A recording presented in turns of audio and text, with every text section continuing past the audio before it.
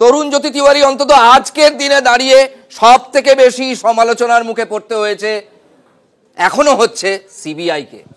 না, কেউ তো সমালোচনার ঊর্ধ্বে নয়। যে জাজমেন্টটা এসছে এটা মানুষের ভাবাবেগ, মানুষের ভরসা তাকে আঘাত অবভিয়াসলি করেছে, কিন্তু কতগুলো প্রশ্ন আছে। ফাঁসি একটা দুটো আসপেক্ট আছে এখানে। First Sanjay Roy, second larger conspiracy তদন্ত এখনো চলছে। সঞ্জয় রায় একা করেছে না সাথে আরও কেউ ছিল, দ্যাটস মানে ডিবেটেবল কোয়েশ্চেন। এখনো পর্যন্ত যে এভিডেন্স ছিল, সুপ্রিম কোর্টে আমরা লাস্ট যে রিপোর্ট সিবিআই ফাইল করে সেখানে যদি দেখি আমরা, সুপ্রিম কোর্টে দাঁড়িয়ে সিবিআই বলেছিল আপাতত এটাকে পাওয়া গেছে, all this are evidence are against him, we are proceeding against him. Other আসপেক্টটা এখনও খোলা আছে, যেটা ইনভেস্টিগেশন চলছে। সাবসিকুয়েন্ট অনেক কটা রিপোর্ট সামনে এসছে আমরা জানি, CFSL এর ফাইনাল রিপোর্টটাও সামনে এসছে আমরা জানি। তো লার্জার কনস্পিরেসি যাবে। আর এখানে একটা কথা আমি হিস্ট্রি মনে করে দিই, এই মামলাটা এখানে শেষ। যারা মনে করছে তারা ভুল ভাবছে। আমি একটা এক্সাম্পল দিচ্ছি, অনেক কটা আছে, আমি একটা এক্সাম্পল দিচ্ছি। Shimla rape and murder case, same একটা জিনিস হয়েছিল। একজনকে ধরা হয়েছিল, তার কনভিকশন হয়, পরবর্তীকালে সেটা যখন আরও ফার্দার ইনভেস্টিগেশনে বেরোয় পুরো কেসটা কিন্তু টার্ন হয়েছিল। খালি ওইটাই নয়, একটা খুব বাজে কেস, ঘটনার যদি আমি উল্লেখ করি, আরুষি তালুয়ার কেসে প্রথমে বাবা মাকে কনভিক্ট করে দেওয়া হলো, পরবর্তীকালে কি হলো আমরা জানি। এরকম একাধিক মামলার উদাহরণ আছে। ইনফ্যাক্ট যদি বিলকিস বানো ধরি, আমরা বেস্ট বেকারি ধরি, এই সব কটা কেসই তারই এক্সাম্পল, যে ফার্দার যেগুলো বেরিয়েছে তার মধ্যে আসছে। এবার এখানে তো ওগুলো প্রশ্ন থাকছে আমাদেরই, মানে সব সাধারণ মানুষের প্রশ্ন থাকছে যে পুরো বিষয়গুলো থেকে ফরেন্সিক মেডিসিন, ওখানে পাশে সেমিনার রুম ভাঙা, 14 তারিখ রাতের ওই মানে রুমটা ভেঙে দেওয়া এবং যাবতীয় কিছু, এই সঞ্জয় রায় একাই দোষী। যারা এটা প্রমাণিত করার জন্য প্রথম থেকে চেষ্টা করলো তারা আজকে প্রচন্ড কান্নাকাটি করছে। কেন বলুন তো? সন্দেহ তো সেখানেই জাগছে। কেন আমরা দেখেছি 4 দিন আগেই একটা রেপ অ্যান্ড মার্ডার কেসে ওয়েস্ট বেঙ্গল পুলিশ তদন্ত করেছিল, আর পক্সো কোর্ট ওতে ডেথ পেনাল্টি দিয়েছে। আর ডিসেম্বর মাসেও সেইভাবে আরো একটা রেপ অ্যান্ড মার্ডার কেস ছিল যেখানে ডেথ পেনাল্টি দেওয়া হয়েছে। তো এই মামলায় ডেথ পেনাল্টি কেন দেওয়া হলো না? এটা অনেক দুঃখের কথা। আমরা শুধু বলতে পারি যে তিলোত্তমার ফ্যামিলির পাশে আমরা দাঁড়িয়ে আছি, কিন্তু তিলোত্তমার মা বাবার মনে যা হচ্ছে ওটা আমরা কোনোদিন বুঝতে পারবো না। এই আরজিকর ঘটনা আরেকটা ইম্পর্টেন্ট হলো, সেই 14 তারিখ রাত দখলের রাতে আরজিকরের চেস্ট মেডিসিনের রুমটা ভাঙচুর করা। তা তদন্ত তো পুলিশ করছিল, যাদেরকে ধরে এলো তারা ছাড়াও পেরে গেল। তো কেন মানে ওই সংগঠন করা হয়েছিল, কেনভাবে ভাঙচুর করা হলো, কার নেতৃত্বে হলো, অতীন ঘোষের লোক ছিল ওখানে, সেই তদন্তের কি হলো আমরা জানতে চাই।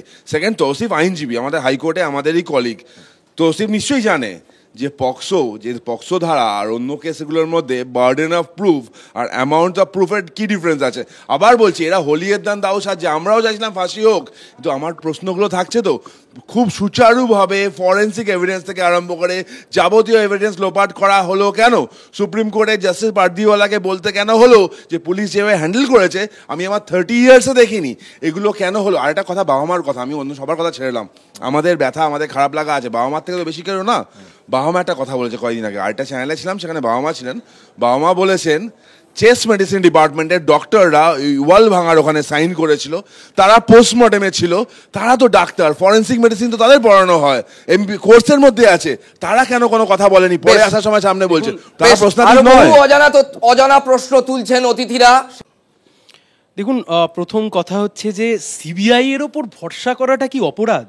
আমি রাজ্যের মানুষের তরফ থেকে গোটা আরও বৃহত্তর পরিসরে আপনাদের অনুষ্ঠান যারা দেখছে আমি তাদের কাছে এই প্রশ্ন রাখছি। সিবিআই এর ওপর আমরা যে ভরসা করি বা নির্যাতিতার পরিবার যে ভরসা করে বা বিভিন্ন দুর্নীতির কাণ্ড হোক বা যাই হোক, সিবিআই এর ওপর ভরসা করাটা কি আমাদের অপরাধ হতে পারে? প্রত্যেক কটা মামলার একই অবস্থা, প্রত্যেক কটা মামলা এই অবস্থায় গিয়ে দাঁড়াচ্ছে। অন্তত রাজ্যের মানুষ ভেবেছিলেন যে আরজি করের ঘটনার ক্ষেত্রে সিবিআই একটা ঠিকঠাক মতো কিছু একটা করবে। এই যে আপনি বলছেন যে বিরোধী শাসক সবার সুর এক, স্বাভাবিকভাবে বিধানসভার অভ্যন্তরে যে শাসক আর যে বিরোধী, আপনি দুজনকেই দেখুন, যখন বুঝতে পারলো গোটা বিষয়টাকে ঠিক রাজনীতিকরণ করা যাচ্ছে না, বিরোধী দল, প্রধান বিরোধী দল বিজেপি, শুভেন্দু অধিকারী, তারাও যখন বুঝলেন যে না এটা ঠিক রাজনীতির গ্রিপে আনা যাচ্ছে না, বিজেপির এমএলএ এমপিরা গেলে ডাক্তারবাবুদের ওই জায়গায় ঢুকতে দেওয়া যাচ্ছে না, তারাও যেন একটা নাক ছিটকানোর মনোভাব দেখাতে শুরু করলেন সেই সময় থেকে। আপনাকে রাস্তায় যেভাবে নামতে দেখা গিয়েছিল, যদি তিলোত্তমার মা বাবা নিজেরা ফের নামেন, তারা বলছেন নামবেন, আবার বৃহত্তর জনসমাজ যদি নামে, আপনি থাকবেন তো? আমি তো দেখুন, আমি হয়তো এখন রাস্তায়, কিন্তু আমি এই রাস্তায়, আমার কাজের রাস্তা, আমার তো কর্মস্থান বাইরে। আমি যখনই বাংলায় যাই তখনই আমি প্রতিবাদী ওয়ান অফ দ্য প্রোটেস্টার হয়ে যাই। আমার নিজের অনেক ধন্যবাদ অভিনেত্রী মোক্ষা আমাদের সঙ্গে ছিলেন। তরুণ জ্যোতির উত্তর প্রত্যাশা করুন। দেখো, কাউকে ছোট করার কিছু নেই। একটা কতগুলো জিনিস আমরা এই আন্দোলন থেকে শিখলাম। আমরা শিখলাম যে আন্দোলনকে সিনেমার প্রচারে কীভাবে ব্যবহার করা যায়। আমরা দেখলাম যে অষ্টম বামফ্রন্ট সরকারের স্বপ্ন কীভাবে দেখা যায়। জনতার আন্দোলন ছিল তো, যদি ভারতীয় জনতা, সায়নজীরা বলছিল ভারতীয় জনতা পার্টির নেতারা গেছিল, তাকে গো ব্যাক করা হয়েছে। জনতার যদি আন্দোলন হয় গো ব্যাকের জায়গা, এগুলো নিয়ে ছোট ব্যাপার, এগুলো নিয়ে আমি আলোচনা যাচ্ছি না, বড় ব্যাপারটায় আসি। অনেকগুলো কথা হচ্ছিল, আমি যে প্রথমে সেক্টরিটা বললাম, আমি আবার বলছি, আমার বন্ধু মারা গেছে, ধরো আমি ওখানে ছিলাম, আমি ফরেন্সিক মেডিসিন সম্পর্কে জানি, তার পোস্টমর্টম হচ্ছে, আমি প্রেজেন্ট আছি, সেটা আমি একবারও নিজের মুখে স্বীকার করব না যে আমি ছিলাম। কবে প্রথম বললাম যবে রিপোর্টটা সামনে আসলো যে আমার সই আছে ওখানে, তখন আমি বললাম না আমাদের ছিল, কিন্তু আমরা তো কিছু জানি না। আচ্ছা, এমবিবিএস এর কোর্স, সবাই স্মার্টফোন আছে, মোবাইল বের করো, গুগলে সার্চ করো, এমবিবিএস এর কোর্সে কি পড়া হয়, একটা বছর একটা সাবজেক্ট থাকে ফরেন্সিক মেডিসিন। ডাক্তাররা যখন পিজিটি যখন যায় না গ্রামে গঞ্জে, পোস্টমর্টমও তাদেরকে করতে হয়, they are well aware of the particular এই পোস্টমর্টম। বললো না, পাশে যে ঘরটা যেটা নিয়ে এত আন্দোলন, এত প্রশ্ন, যেটা ভাঙচুর করে দেওয়া হলো, রুমিনান টেস্ট থেকেও কিছু বের করা যাওয়া সম্ভব হয়নি, এত সুন্দর ক্লিন আপ হয়েছে, সেই রুমটা যখন ভাঙা হলো, সাইন করলো কারা? চেস্ট মেডিসিন ডিপার্টমেন্টে যারা ছিল তারা। সিবিআই অপদার্থতার কথা হচ্ছে, একদম অবভিয়াসলি অপদার্থতার কথা বলো, সত্যি তো অপদার্থতার কথা বলো, কিন্তু তার আগে এটাও বলো যে ওখান থেকে ফরেন্সিক তথ্য প্রমাণ লোপাট করা থেকে একের পর এক যে সিরিজগুলো ছিল ওগুলো কেন হলো। সিবিআই অপদার্থতার কথা বলো, আবার এর সাথে এটাও বলো যে হাইকোর্টে যখন কলকাতা পুলিশ যে রিপোর্টটা সাবমিট করলো, তার কপি আমাদেরকে সার্ভ করা হলো, সেই রিপোর্টে কলকাতা পুলিশ লিখছে অ্যাট অ্যারাউন্ড 9:30, মানে ওদের একজন যেটা আউটপোস্টে যে গেছিল, গিয়ে সে রিপোর্ট করেছে, আর lady is lying in unconscious stage, মানে একটা মহিলা, আমাদের বোন, যার জামা পরনে কাপড় ছিল না, সে নাকি আনকনসিয়াস স্টেটে পড়ে আছে। এগুলো বল, এবং সাথে আরো অনেক কিছু বলার আছে না। সেকেন্ড পার্ট এটা বলতে দাও জাস্ট।